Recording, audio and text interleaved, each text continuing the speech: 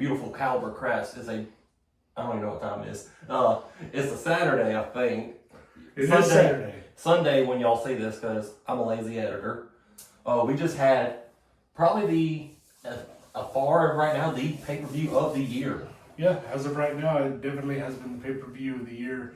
While not as many matches as some of your other pay-per-views, definitely a lot that unboiled itself and all that. Yeah. Unwrapped itself, and definitely one for the keepers for sure. Yep. Probably one of my favorite Elimination Chambers I've seen to date. In a while. Yeah. For me, it's been since Armageddon when Edge cashed in. Yeah, absolutely. But just to run down the card, I'll tell you final score afterwards because there will be a new champion. I lost it.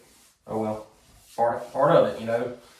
High risk, high reward. You can risk it and retain the belt or keep the belt, or you can lose it all and get the punishment, like the unfortunate punishment video that'll have to be separate because we all work together. First off, I'm used to when we used to do storylines. All right. TJ and Dylan did not get their submissions in time, which part of it, you know, like we said, there's no punishment for not doing that. You just don't get to compete. First match was the Women's Elimination Chamber. And from the get, Jade Cargill showed up right as the bell rang and beating down Naomi. When everyone thought it was going to be Liv for obvious reasons, but to choose Naomi to basically whoop down and all that was very interesting to see where they I wouldn't mind seeing heel Naomi though. Mm-mm. We had it in TNA. Heel Naomi or heel Jade at that point. I mean, but eliminations out the wazoo. The first elimination was Naomi because she was being unable to compete. The next elimination was Roxanne Perez. After her, it was Bailey, then Alexa, then finally Liv Morgan,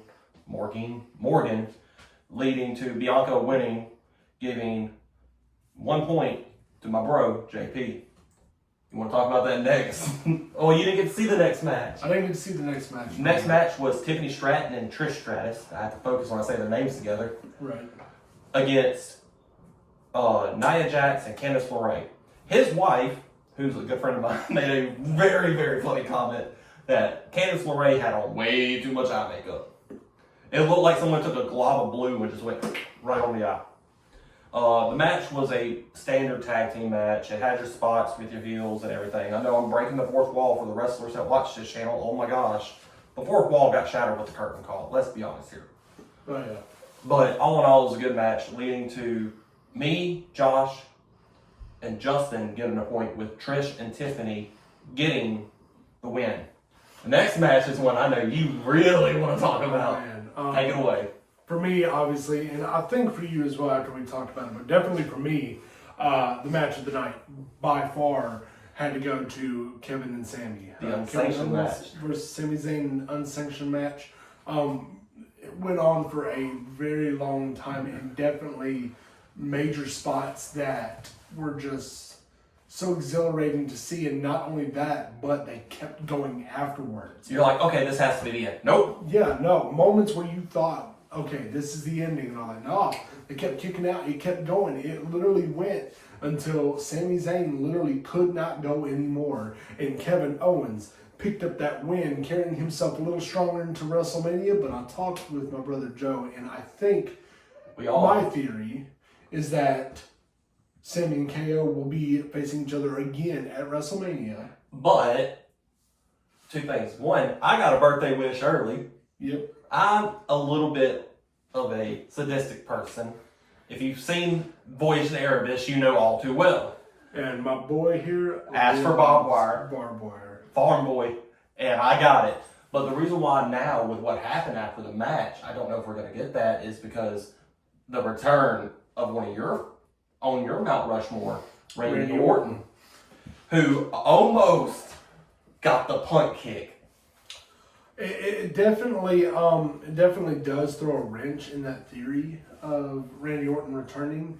But to be honest, if it wasn't going to be Sammy and KO, I would be perfectly okay with Randy versus KO. Because they team together, so you get teacher versus student. Absolutely. I'm cool with that. Yep. The next match was the main event, the Men's Elimination Chamber with, and he's going to correct me because I'm probably going to get it wrong. We've sat there the entire PLE, watched this. It was Logan Paul, Damian Priest, Drew McIntyre, Seth Rollins, CM Punk, and Cena. Yep. All 6. And oh my goodness, there were a lot of good moments in that match. A lot of moments that were definitely unexpected as well. One that made me mad. Yeah, amongst them, for all of those superstars to be in the ring together in Elimination Chamber, mind you, for McIntyre to be the one that is eliminated first eliminated was kind of a very interesting choice. I would have definitely suspected that either Priest or Paul would have been eliminated first. But to have McIntyre eliminated first. And then immediately Claymore Priest. And then, of course, set up that feud for Mania. Yep, and the huge advantage of that happening led to Priest pretty much ultimately being eliminated by Paul. Yep.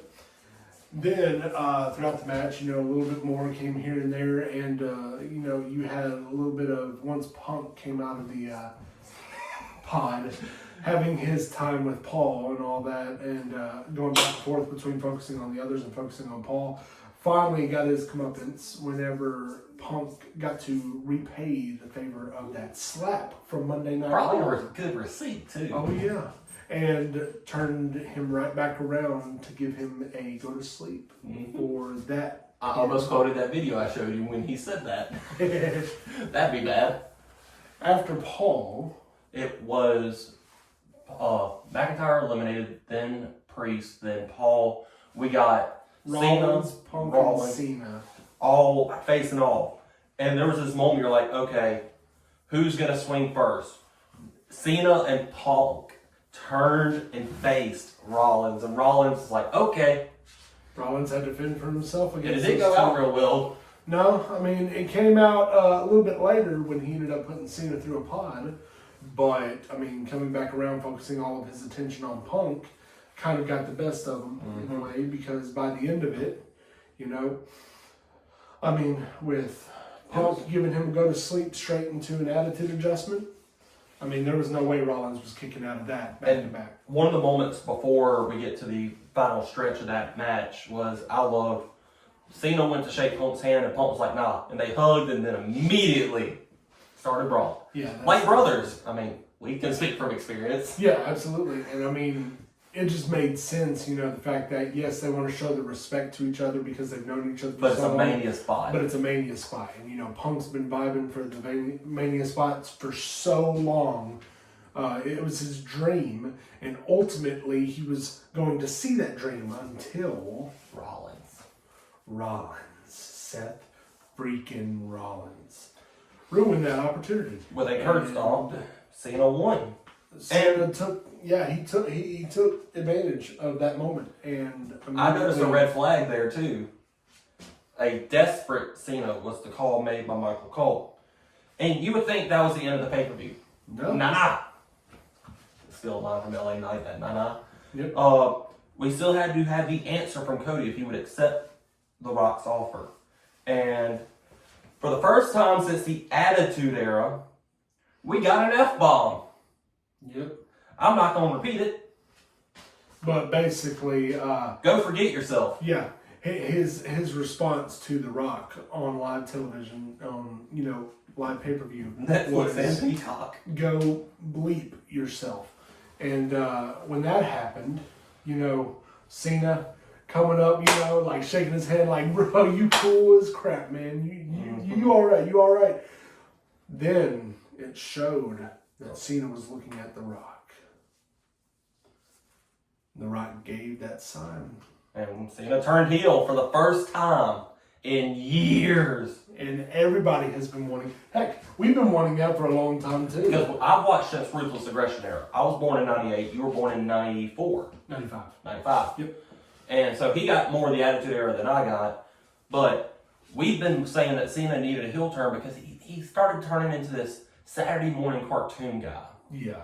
And especially if he's going to try to make a run for it to break Ric Flair's record, they don't need to have that cartoon character winning it. They need to have the old Cena back. They need to have that ruthless aggression. And that ended the pay-per-view with Cody getting busted hard way. I'm not going to explain what that means.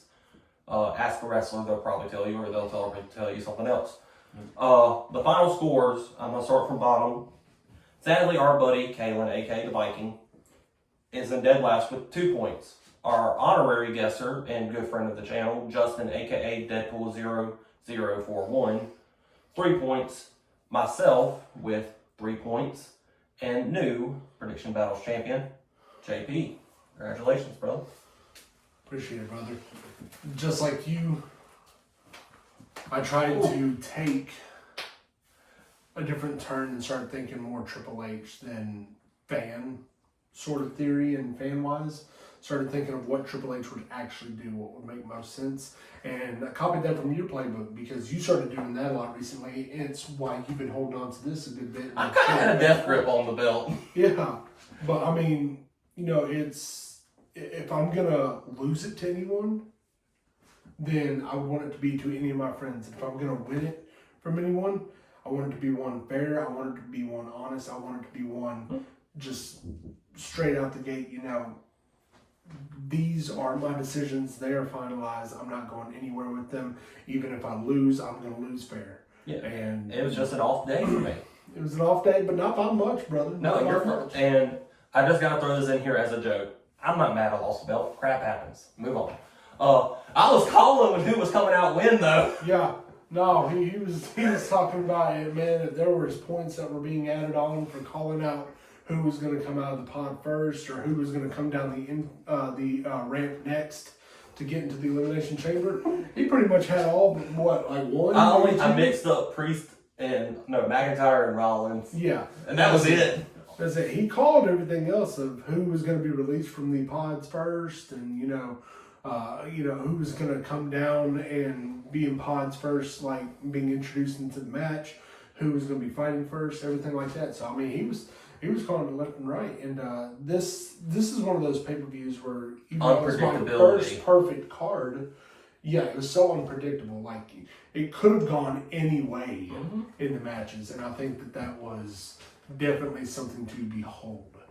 But with Elimination Chamber finally being over with, we are 48 days away from WrestleMania, and WrestleMania will be held in April. I believe I said April 19th and April 20th. Yep, and just to go ahead and nip it now, because some people said, well, are y'all going to do winter night 1, winter night 2? No.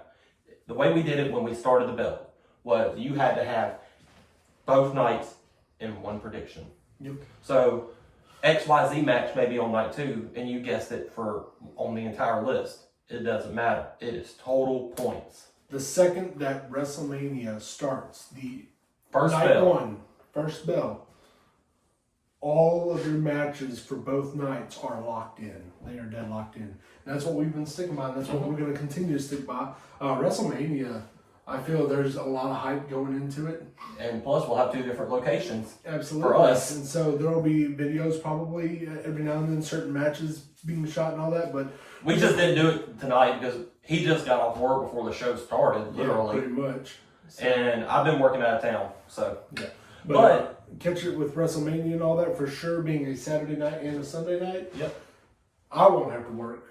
I won't. You won't have to work. I think we're going to be covered with that. So. But we also have, besides wrestling, as y'all know, this is our nerd culture channel. Me and Josh, we're nerds by heart. We just got through getting Big Man here to watch the finale of Epic the Musical. And then one of the next videos coming up will probably be him giving an honest review of each saga. Yep. But we also have Ethereum to Hell Session 3 coming up. Yep. Session 3 will be coming up. I do not believe it'll be this upcoming Saturday. I believe I'm trying to shoot for the following Saturday for us to be able to do it. Yeah. But we'll have to get back to you. I will make a brief short video for our YouTube channel letting y'all know exactly what date it's going to be that we do the session and then when it's going to be released to y'all for y'all to enjoy. Definitely, I have a lot of bigger things literally about to stir up the pot. That are literally coming quicker than anything. So y'all be sure to tell all your friends, like, comment, and subscribe to the channel and all of our videos. Let us know things that you want to see in future D&Ds. Should we tell them what the punishment is for this one? Yep. Because the way we do it is Gabby and them come up with a punishment. But everybody has to agree to the punishment. And the punishment was agreed upon that the ultimate loser will receive chops. Because only 3 of us live in the area, he'll get 2. 1 from myself and 1 from JP. Yep. Justin is lucky because he lives in New York. I'm not going to give his actual city out of respect for my buddy. Yep. But that will be a separate video. We will try to do better about getting them all in one video. Crap happens. But I've also seen people asking myself in my streams and everything about doing fan art of our characters and of us even. It is encouraged.